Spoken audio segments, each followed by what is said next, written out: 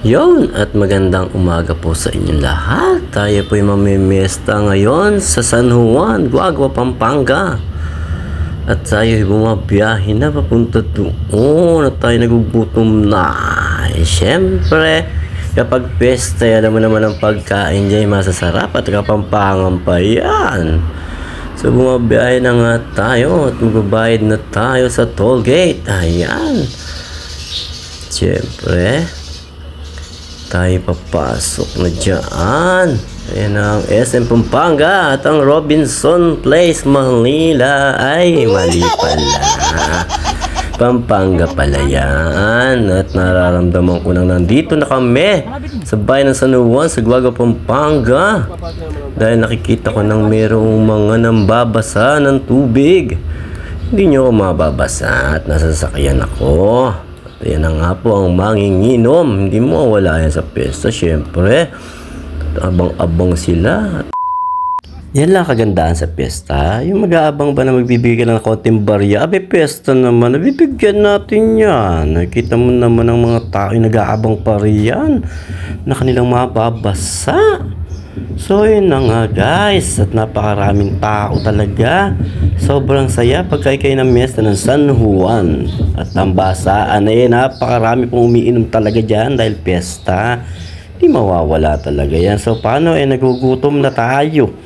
Sabi pinaganda kami rin ng napakasarap na pagkain. Yan po hindi pa handa yan.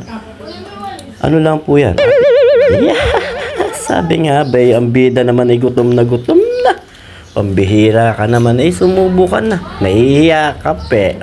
Unang subo. Salamat po, Panginoon, sa binigay mong pagkain.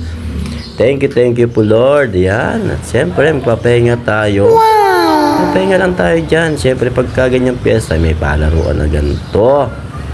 Na may makikita kang mga isda. At siyempre, ayan, ang konting laruan na pampasaya sa ating mga bata. Siyempre, sila yung tumayak. Mapipigilan mo ba yan? Napakasaya diyaan. Di ba nga? Mga bata, taya-taya lang sa Mandaraya. Ay, joke lang po. Masaya po talaga yan. Sa inyo rin po, diba? Pagka naman peste, may ganyang kapirasong palabas. Ayan na nga po ang iniintay ko. Yung matagayan na ko ng napakasarap na Alfonso. Abe, ngingiwi iyan, pero tatagay pa rin. Ako po, kasarap naman. So, eri nga po ang kasama ko, si Kagawa Dildo. Dami pong buti, ang Kapitan Kat Jane de la Cruz. At may iwan ba naman si Manang, nakakaway pa rin. Hi ka naman dyan. Abe, eri pa kasama ko si Alfonso Rico Malwanghaw ng Sandoval. Di ba? Ayan, no? Napakaspogi naman po ng kumpare ko na yan.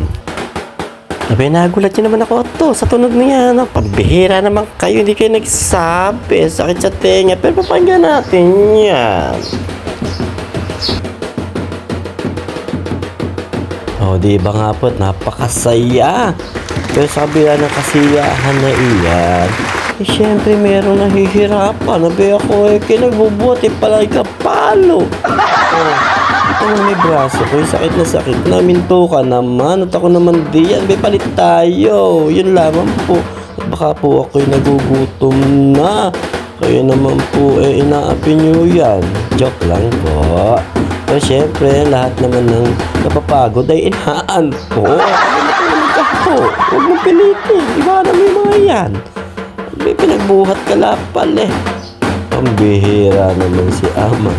Okay na po tayo at nakita naman natin na piyesta.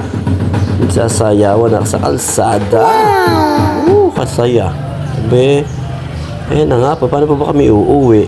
Sabi, hapon umuulam pa. Sabi, uwi na nga kami, ngunit may naman pong prosesyon. Sabi, wala naman pong puon. Ayun nga po, hinanap namin yung mga puon, yung mga bata ang lumabas. Sabi, pambihira. What? Joke lang po. Siyempre, mga bata yan, paparada yan. Sasaya, piyesta, yate puon What? Agad ng lalaki. Yung foundation nyo, yung maampun, baka matuklat. Ay, kaway kapupogi na rin mga bata na ere.